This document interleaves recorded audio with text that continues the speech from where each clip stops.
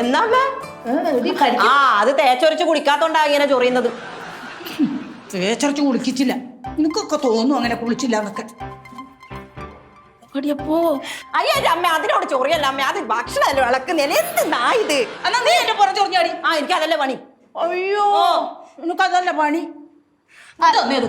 അച്ഛമ്മേ, അച്ഛമ്മക്ക് പുറം ചൊറിയാണ്ടേ ഞാൻ നല്ല അസൽ സാധനം കൊണ്ടുവരാം.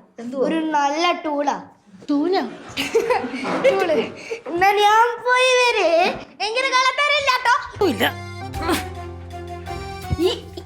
എന്തുവാടാ ഇത്? അച്ഛമ്മയ്ക്ക് ചൊറിച്ചിലിന് വേണ്ടി ഒരു ടൂൾ എടുത്ത് വന്നതാ. എന്ത് ടൂലോ? ഇതാണ് ടൂള്. ഇത് ക്ലോസറ്റ് ഇടുന്ന ബ്രഷ് അല്ലേടാ? ആ അതന്നെ.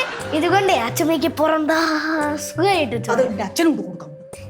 എന്റെ അച്ഛനല്ല അച്ഛമ്മ ചൊറിച്ചില്ല, അച്ഛമ്മക്കാ.